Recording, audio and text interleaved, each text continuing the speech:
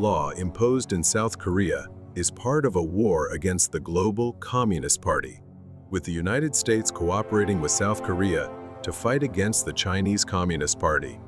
Therefore, today, ftner aims to examine how the United States is involved in the war against communism currently unfolding in South Korea. During the declaration of martial law, President Yoon diverted public attention to the National Assembly while securing crucial evidence of election fraud from the Gwacheon Election Commission. However, this operation did not end there. At the same time as securing key data from the Gwacheon Election Commission, a joint U.S. South Korea operation was underway to arrest 99 Chinese spies stationed at the Suwon Election Commission Training Center, a major hub of election fraud operations. Sky Daily reported that this espionage arrest operation was primarily led by the U.S. intelligence agency's Black Ops team. In fact, during Trump's inauguration, anti-state media outlets such as NBC and JTBC were not invited, whereas Sky Daily, the first to report on U.S. involvement in the martial law operation and the capture of Chinese spies at the Election Commission, was invited. This indicates that Trump is fully aware of all developments and knows what the truth is. Immediately after becoming president, Trump held a phone conversation with President Yoon. 3 weeks later, martial law was declared on the very day the president of Kyrgyzstan, whose election had been marred by fraud involving South Korean ballot machines, visited South Korea. Could this be a coincidence? Sky Daily also reported that a substantial amount of intelligence collected by the Yoon administration was handed over to U.S. intelligence agencies. These materials were instrumental in helping U.S. intelligence identify the headquarters of an international election fraud cartel, led by the CCP, within the foreign residential complex of the South Korean Election Commission.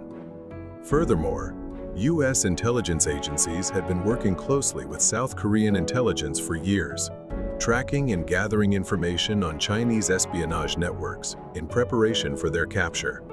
Trump is well aware that the forces behind election fraud are trying to bring down both South Korea and the United States. After taking office, he vowed to completely dismantle these fraudulent election networks. On that very day, he also held a video call with U.S. Forces Korea, making a significant statement.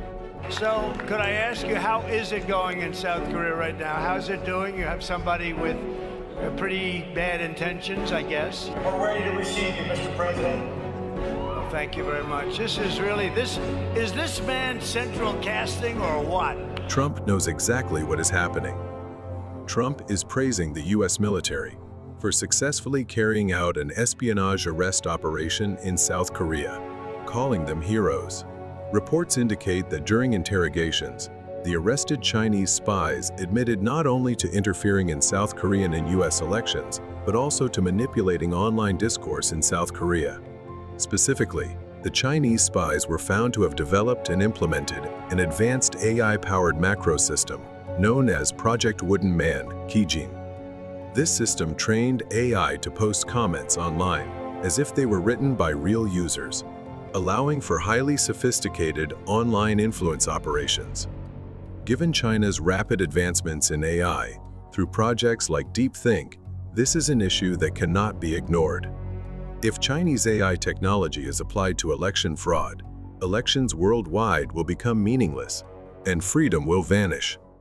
This battle in South Korea is not just a Korean issue, it is a global issue. We must fight against these anti-state forces and defend South Korea and the world.